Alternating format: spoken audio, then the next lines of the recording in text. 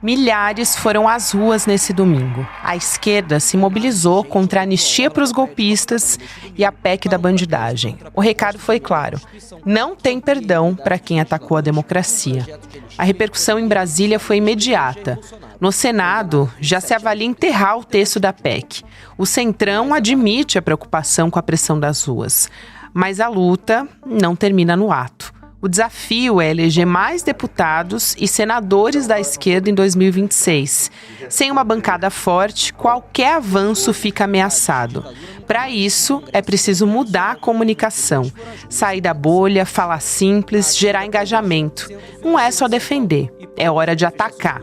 As bandeiras estão postas. Super ricos precisam pagar mais impostos. Segurança pública tem que ser pauta de esquerda. O foco é na geladeira cheia, nas dívidas pagas, no fim da escala 6x1. Como transformar a energia das ruas em mais cadeiras no Congresso? Terça-feira, 23 de setembro de 2025.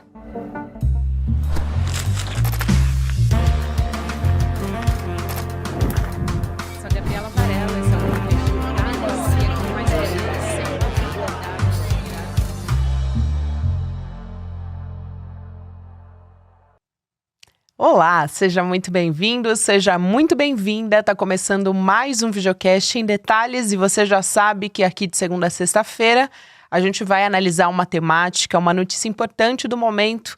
Hoje, nessa terça-feira, a gente ainda volta a olhar para as manifestações desse último domingo e também trazer algumas perspectivas para daqui para frente. Hoje, o meu convidado é um cientista político, o escritor Fábio Chape. É um prazer te receber aqui pessoalmente. Bem-vindo. Muito obrigado, Gabi. O prazer é todo meu. Estou super honrado de estar aqui. E bora falar do incêndio que está rolando nesse país, né? A gente veio de semanas extensas, muitas pautas, e agora tem uma oportunidade para a esquerda engrenar algumas pautas, engrenar algumas mensagens. Vamos falar sobre elas hoje. Vamos, e a gente vai falar, claro, de uma perspectiva mais ampla de todo o país, mas a gente tem o olhar dessa manifestação em São Paulo. Sim. Você estava lá, Sim. Eu também. Eu quero primeiro te perguntar qual foi a grande mensagem que você acredita que essa manifestação tenha deixado, né? Qual é o caminho que ela abre. E também, o que te chama mais atenção em comparação com as outras manifestações, as últimas manifestações e mobilizações que a gente viu por parte da esquerda e dos progressistas. Mudou alguma coisa agora? A primeira coisa que me chama a atenção é numa comparação não entre a esquerda e a esquerda, mas entre a esquerda e a direita. Isso. A primeira coisa que chama muita atenção é que a gente tinha a bandeira do Brasil gigante lá na Avenida Paulista, né? É bastante diferente de a gente observar as manifestações do 7 de setembro que abriram um bandeirão dos Estados Unidos. Vergonha máxima. Então tinha a bandeira do Brasil escrito sem anistia no meio, tinha uma outra bandeira do Brasil mais tradicional e chama atenção o número. Muita gente com a camisa do Brasil. Muita gente com a camisa amarelinha. Eu vi que tinham alguns comentários em rede social. Não rolou exatamente uma grande mobilização, mas eu via comentários falando: utilizem as bandeiras do Brasil, utilizem camiseta amarela se vocês tiverem. Até no Rio de Janeiro, se vocês repararem, a cor dos artistas estava verde, amarelo, branco, porque era o Djavan de branco, o Gil de verde, o Caetano de amarelo e o Chico de azul claro. Então tem esse símbolo e me chama muito a atenção também como a gente está trazendo para o nosso campo da esquerda símbolos que estavam mais associados à direita, pelo menos nos últimos anos. A questão do patriotismo, que a gente está trazendo de volta para a gente, principalmente com a questão da soberania nacional. E agora, o Congresso ele fez um favorzaço para o nosso campo de entregar a pauta anticorrupção.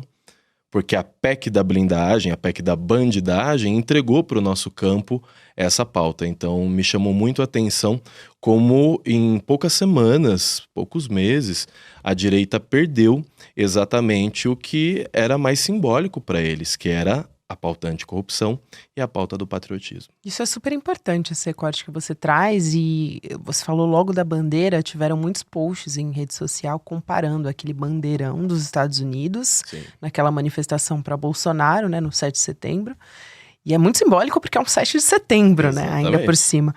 E a pergunta que eu queria te fazer nesse sentido era se a gente retomou esse símbolo nacional da nossa bandeira. É gradual, né, Gabi? A gente sabe que é gradual, mas essa disputa, ela tá acontecendo agora, ela tende a continuar. A gente não vai ver a esquerda abrindo mão do símbolo da bandeira brasileira, dos símbolos nacionais, né? Então eu acredito que quanto mais próximo a gente for chegando das eleições, mais a gente vai ver candidatos de esquerda utilizando esses símbolos. E eu acho importante demais. Afinal, os 210 milhões de brasileiros não são 210 milhões de bolsonaristas. Somos os brasileiros que têm essa bandeira e acho importante que candidatos de esquerda, seja para Senado, seja para deputado federal, deputado estadual, eles utilizem os símbolos. Porque a gente sabe que no Poder Executivo, que o Lula vai utilizar isso na campanha, ou qualquer outro candidato à esquerda que vier, vai utilizar esses símbolos nacionais. Mas é importante também que os candidatos a deputado e os candidatos ao Senado também estejam atentos a isso. Então essa é uma coisa importante, a questão da comunicação simbólica de como o nosso campo de esquerda vai se comportar nas próximas eleições. Fundamental. Eu acho que a gente vai falar especificamente sobre isso também, sobre essa pauta das eleições. E pegando como exemplo essas manifestações no país inteiro, como é que a gente canaliza essa energia das ruas, porque ela volta a fomentar essa base para as pautas que importam. Então a gente tem ali essa paralisação no Congresso Nacional de uma pauta muito importante para o governo, para a sociedade, na verdade, que é a isenção do imposto de renda para quem ganha até R$ 5.000.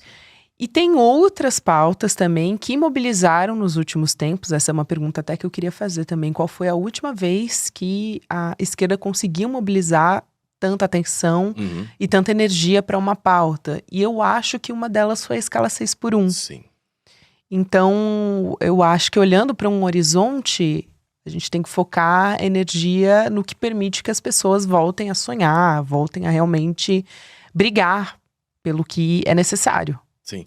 Dentro daquele gigantesco jogo de chantagens, Gabi, que é o nosso parlamento, eu acho que cabe à esquerda tentar ao máximo dominar as ruas e as redes. Dominar talvez seja uma palavra forte, porque tem sido difícil nos últimos anos pra gente a questão das redes sociais, mas também a questão das ruas. Só que se a gente for reparar nos últimos meses e nas últimas semanas, o jogo tá virando. Tá virando. A gente vê uma mudança do governo federal nas redes sociais, a gente vê o influencer de esquerda, ou mesmo aquele eleitor de esquerda que ficava mais reagindo. Então surgia um vídeo de um Nicolas, surgia um vídeo de um Zé Trovão, de um Gustavo Gayer, e a gente ia lá e fazia 1000 reacts, 1000 reações. E esse modo de operar, em que a gente está sempre na defesa, sempre reagindo, não é o melhor caminho. Ou tendo que desconstruir uma fake news. Sempre, o tempo todo. Eu escrevi sobre isso falando, chegou a hora de atacar. Então eu vejo nas ruas e nas redes uma esperança de mobilização para que aquele jogo, muitas vezes podre, que a gente vê ocorrendo em Brasília, ele possa ceder ao interesse popular. Porque dificilmente o que ocorre ali vai ceder ao interesse popular se esse interesse popular ficar silencioso. A gente não pode estar silenciosos, né? Não podemos estar silenciosos.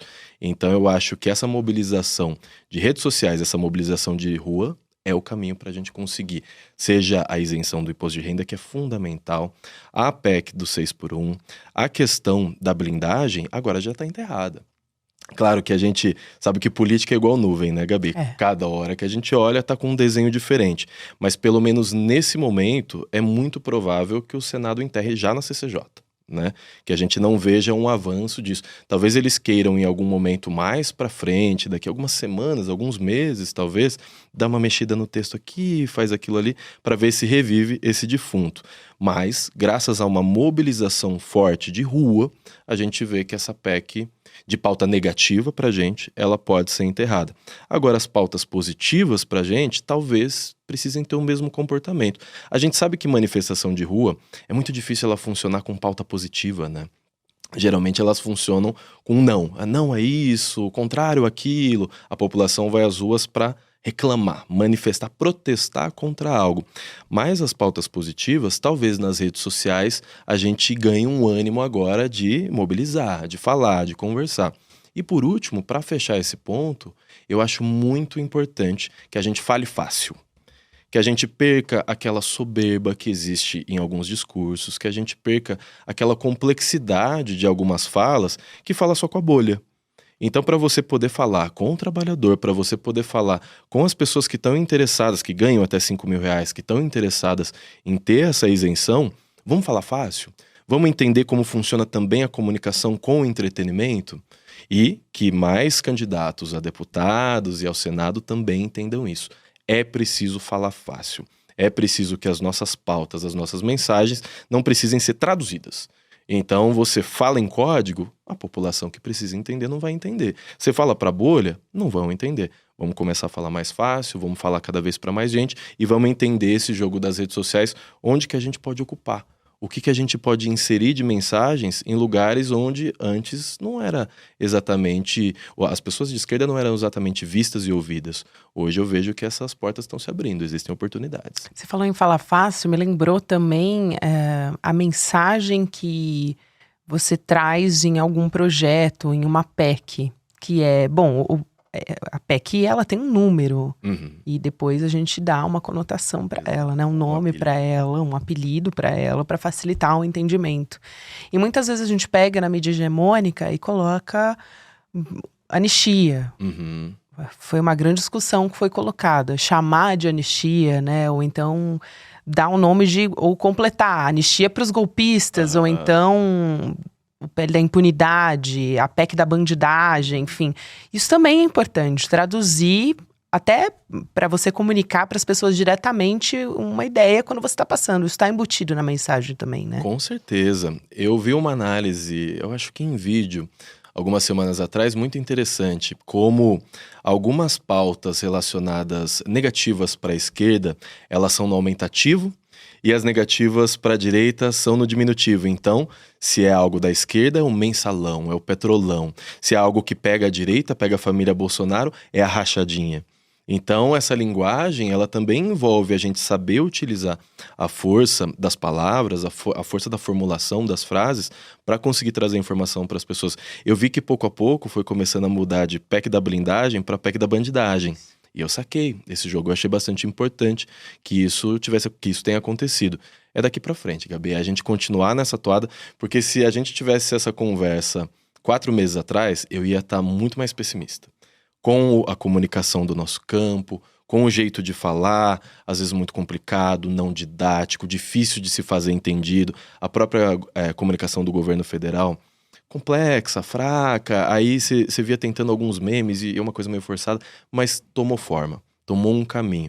Então hoje, passados 4 meses, 5 meses, que houve uma mudança, né, na comunicação do governo federal, eu vejo que isso também está inspirando as pessoas que estão nos intermediários da política, né? Uma mudança completa e mais curioso disso é que foi a partir dessa primeira sanção do Donald Trump, que foi se desdobrando em outra também, da Lei Magnitsky, mas veio a partir dali que foi enxergado como uma oportunidade, que poderia realmente, quando veio a primeira sanção, todo mundo falou, bom, agora não tem jeito, vai ser muito difícil para o Lula, e o que aconteceu foi o contrário, a comunicação conseguiu levar para a população, assim, de forma muito didática, que o que estava acontecendo era de responsabilidade do Eduardo Bolsonaro, do clã Bolsonaro, quem estava tramando contra a sociedade brasileira, contra a economia brasileira, era essa turma. Eu acho que ficou muito claro isso, né?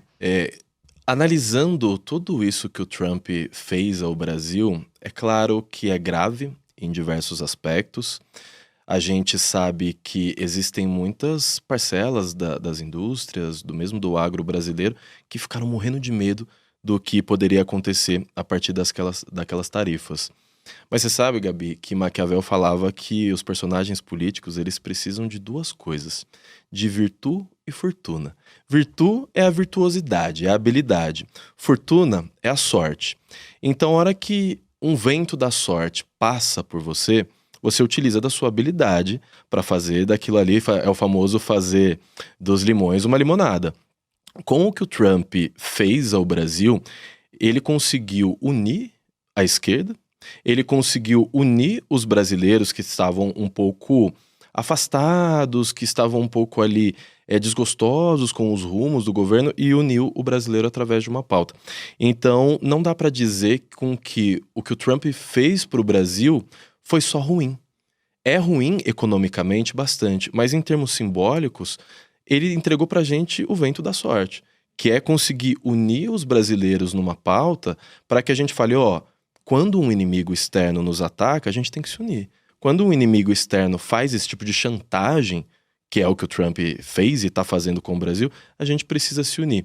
E isso daí, pro azar da extrema-direita, a esquerda soube muito bem utilizar. Eu quero lembrar também dos parlamentares de esquerda / progressistas, ou de partidos, progressistas, que votaram a favor da PEC da bandidagem, da impunidade. E alguns tentaram voltar atrás, pedir desculpas, enfim, e dar alguma justificativa. Eles viram o tamanho da pressão, sentiram, a pressão e também a exposição de votar a favor dessa PEC. O que isso deixa como, talvez, como uma mensagem mesmo para esses parlamentares? Eles tentaram dar um tapa na sociedade, a sociedade devolveu esse tapa, né? E me desculpa a expressão, Gabi, mas basicamente o que o Congresso fez é falar assim, vocês são os otários. E agora vocês vão ter que engolir essa PEC. Agora vocês vão ter que aceitar que a gente só vai poder ser julgado, ter um processo, se a gente quiser. O brasileiro devolveu esse tapa de volta, não aceitou que seriam os parlamentares a decidir se parlamentares vão ser investigados ou não. O brasileiro foi lá e deu esse troco. Essas 12 pessoas, especificamente do Partido dos Trabalhadores do PT, primeiro que ontem na manifestação tinha um cartaz gigante. Eu vi um, talvez tenha havido outros, tomara que tenha havido outros, um cartaz gigantesco com o nome deles escrito Traidores da Pátria. Achei excelente. Desses 12 do PT que votaram a favor, a gente sabe que em outros partidos de esquerda não foi um número tão baixo. O PSB votou bastante a favor, o PDT votou bastante a favor.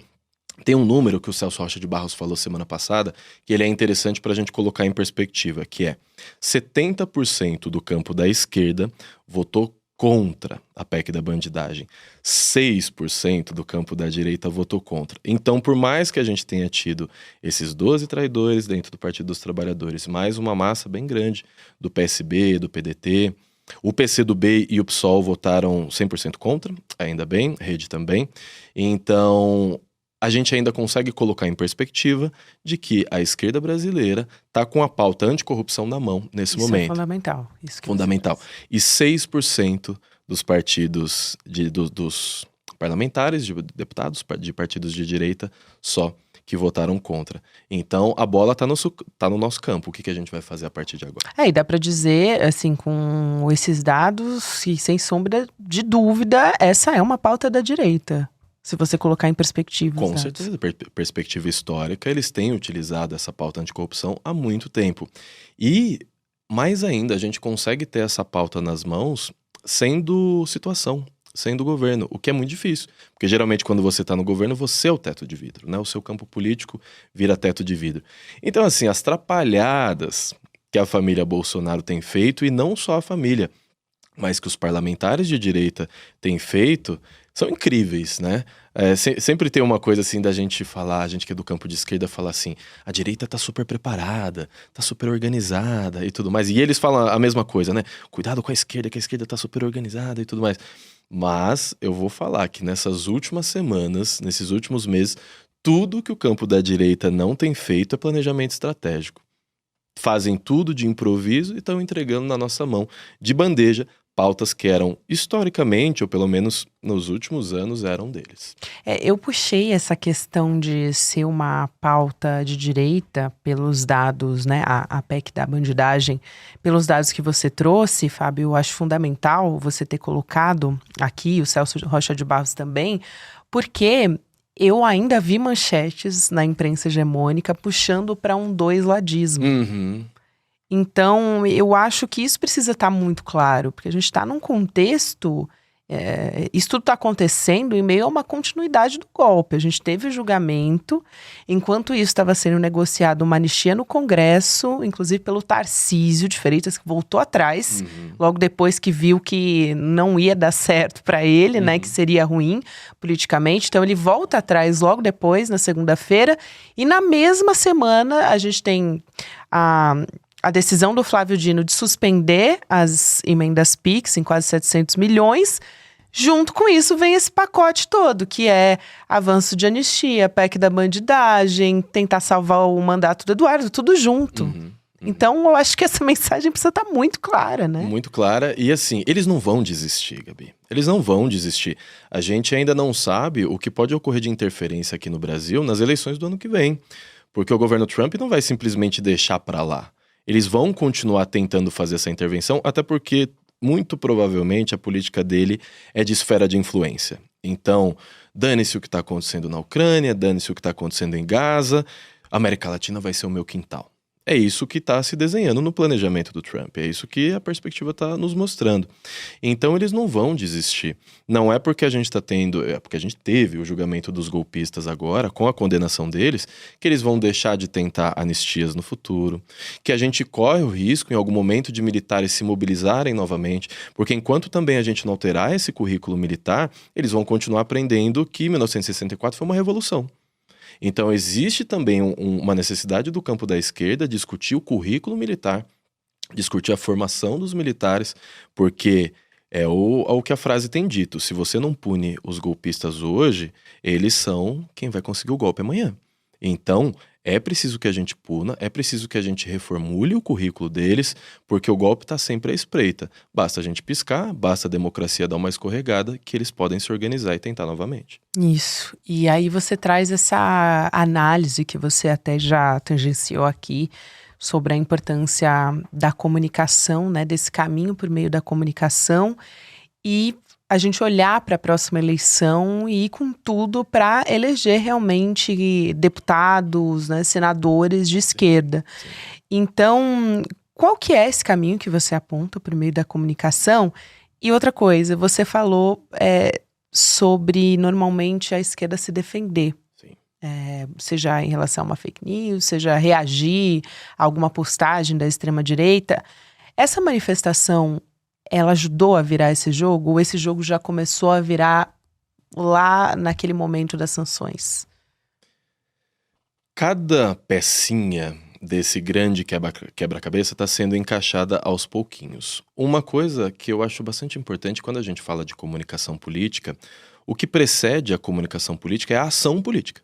Então não adianta a gente comunicar aquilo que não existe, aquilo que é uma pauta fraca. Também é importante que o governo federal, que dê candidatos a deputado ou que estão com mandato nesse momento e ao Senado, eles entendam que eles precisam agir para que a gente possa comunicar. Então, se eles não criam pautas populares, se eles não criam situações onde o povo pode se expressar e dizer aquilo que quer, aquele caminho que quer para as leis brasileiras, não tem como você comunicar algo no vazio. Primeiro ponto é: a boa comunicação política, ela vem de uma boa ação política. Então vamos para a pauta máxima? Vamos pautar tudo o que importa? Eu sei, a gente sabe que o jogo no Congresso está sendo muito difícil, que a gente tem poucos do campo da esquerda para defender. Mas quando a gente tinha o bolsonarismo no poder, ou mesmo a gente vê o Milei na Argentina, ele vai para a pauta máxima dele. O que ele conseguir, bom para ele. O que ele não conseguir, ele continua tentando depois. Então eu acho que o nosso campo, às vezes, ele só aceitou que não tem deputados o suficiente, que não tem senadores o suficiente, e ele não pauta determinadas coisas. A pauta do fim da escala 6x1, ela está periférica, de certa forma. O fim do imposto de renda até R$5.000, ele não pode sumir, ele é uma coisa muito importante para a gente.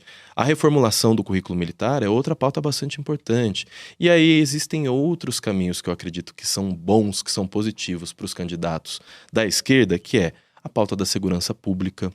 O Tarcísio mesmo, que você acabou de citar, ele foi para Brasília e ele precisou voltar para São Paulo, não só porque ia ser difícil o jogo dele lá, talvez ele não queria se queimar por conta da questão da PEC da bandidagem, mas porque a gente também teve um assassinato de um delegado aqui em São Paulo. Tarcísio de Freitas fica flertando aqui com uma candidatura a colar. Por que não cuida da segurança em São Paulo? Está sendo aberto um campo para que a esquerda também fale sobre segurança pública, porque aflige qualquer trabalhador estar no ponto de ônibus às 5 horas da manhã e passar um cara de bike, passar um cara de moto e levar aquele celular dele que ele parcelou em 10 vezes. Isso aflige demais o trabalhador. Eu já fui assaltado 4h50 da manhã indo para trabalhar na fábrica. Isso é fundamental, porque muitos anos quando atrás. a gente olha para a Bahia, que é um governo de esquerda, a gente tem ainda assim um índice de violência muito grande. E de violência policial muito Exatamente. grande também, né? Então a gente precisa encontrar caminhos, precisa encontrar um discurso sobre a questão da segurança pública. Outra questão que a gente vê uma oportunidade também é a questão de dialogar com os evangélicos, né? Você vê o Henrique Vieira fazendo um trabalho super interessante, mostrando como evangélico não é só Silas Malafaia. Henrique Vieira também é um evangélico. Existe um caminho, uma oportunidade para conversar com esse campo que majoritariamente são de pessoas mais pobres, né? Existe um caminho para a gente pautar não ter adultização nas redes sociais. Talvez você proibir crianças de até 12 anos de idade, 14 anos de idade utilizarem redes sociais. Existe um caminho para a gente proibir bet. Eu sou a favor da proibição, não só da regulamentação. O que tem de famílias aí que estão em dívida, que estão se afundando por conta desse tipo de jogo online. A facilidade da pessoa ter o celular aqui na mão e torrar o dinheiro que era para ir para o aluguel. Então existem pautas que a esquerda pode caminhar, desde abrir diálogo com pessoas que não se imaginava possível conversar, alguns, né, porque vários já estão atentos a isso, que são os evangélicos, a você defender as crianças com o fim da adultização das redes sociais. O Felca abriu um caminho super interessante, proibição das bets, revisão dos currículos militares, porque se a gente também não pensar na revisão dos currículos militares, pode ser que daqui 5 anos, 10 anos, eles se empolguem novamente. A gente precisa simplesmente uma pauta que começou a ser esquecida. Educação integral. Educação voltada para ciência e tecnologia. O Brasil ele vai ficar sendo consumidor de tecnologia até quando? A gente precisa produzir, a gente precisa avançar, inclusive nas pautas de defesa nacional. Ter uma formação capacitada no Brasil, a gente já tem a formação para os profissionais da Embraer. Vamos criar outro tipo de indústria aqui no Brasil, vamos criar uma verdadeira indústria da defesa da nossa soberania, porque o que a gente vê acontecendo na geopolítica hoje, em 2025, a gente não tem ideia para onde o mundo está caminhando. O que a gente já percebeu é que é um caminho muito perigoso. A gente vai falar de soberania só no blá blá blá, ou a gente vai ter capacidade de defender a soberania do Brasil? Isso é fundamental. E essa foi uma grande bandeira também que foi levantada nessas manifestações. Então, acho que você aponta aqui vários campos de disputa que a gente tem, vamos dizer, brechas para se colocar também, né? E para levantar essas bandeiras também, que, em tese, foram cooptadas ali pela extrema-direita, como se fossem bandeiras da extrema-direita. A corrupção que você colocou aqui é fundamental, né? Então, se apropriar dessa pauta e colocar de alguma forma. Vamos tomar tudo deles, Gabi. Já que eles estão escorregando na banana, vamos trazer tudo pra gente. Porque se a gente traz as pautas que eram historicamente deles, mas com um olhar nosso de esquerda, que é pelo fim das desigualdades, que é não aceitar miséria, que é não dar passos para trás na questão racial, na questão das mulheres, na questão indígena, quilombola, trazer as pautas que eram caras a eles, para nós, com um olhar de esquerda, esse é um caminho bastante interessante. Não só para as eleições, não só para que a gente eleja pessoas, mas para que a gente desenvolva o Brasil. O Brasil sempre fica sendo visto como o país do futuro. A gente tem uma oportunidade na mão agora para que a gente construa ele no presente e a gente veja esse famoso Brasil do futuro acontecer. Não adianta só a gente sonhar se a gente não agir. Então, políticos de esquerda têm uma oportunidade muito grande de tomar um monte de pauta da mão da direita e a gente conseguir mudar esse país. Fábio, foi um prazer te receber aqui. Obrigada por essa troca de ideias e por esses olhares de caminhos que a gente precisa estar muito atento para conseguir ocupar.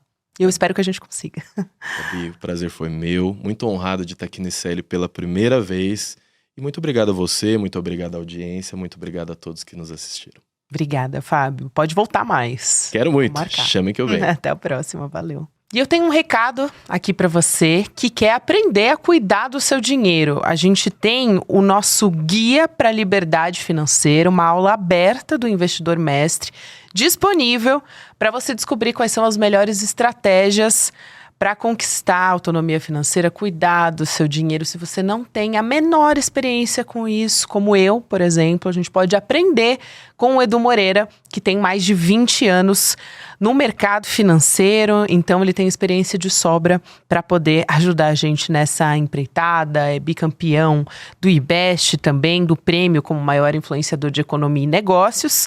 Vai lá no indetalhesicl.com.br, deixa o seu e-mail, você vai receber o alerta e poder participar junto com a gente da nossa aula no domingo, dia 28 de setembro, 8 horas da noite, vai ser ao vivo, online, então é acessível para todo mundo, garante o seu lugar na aula, não deixa de fazer a sua inscrição aqui no nosso indetalhesicl.com.br. Agora vem o Mercado Investimentos para você também continuar mais bem informados sobre economia com a nossa Débora Maganha. E depois, o Rolê ICL com William De Luca, Guga Noblar e grande elenco. Você também pode ouvir o Em Detalhes em qualquer momento do seu dia nas plataformas de áudio. A gente traz conteúdo novo de segunda a sexta-feira. Até amanhã. A simplicidade é o auge da sofisticação. Quem disse essa frase foi Leonardo da Vinci, um dos maiores gênios que esse planeta já viu. E finanças e investimentos são assuntos que as pessoas normalmente têm muito medo, porque acham que são assuntos muito complicados, mas não são. E se você aprender bem o básico e de uma maneira simples, você já tem o suficiente para a sua vida financeira mudar e trazer equilíbrio e, mais do que isso até, confiança e segurança para tomar as decisões que você tem que tomar. Eu preparei uma aula que se chama O Guia da Liberdade Financeira, que tem como objetivo exatamente isso, tornar simples e dar instrumentos práticos para vocês poderem aplicar isso na vida de vocês. Vai acontecer dia 28 de setembro, um domingo às 8 horas da noite. Um abraço e até lá! Olá, eu sou a Juliana Baroni e tô aqui para te fazer um convite. Toda terça-feira às 19 horas tem o Precisamos Conversar, um programa de debates feminino. A gente tem que ver, tem que analisar. Ninguém tá querendo defender causas. Elas defendem algo até a página B. Foi mais ou menos uma cama. Aqui no Instituto Conhecimento Liberta e também nos canais do Eduardo Moreira. Então, você não pode perder. Um beijo, até lá!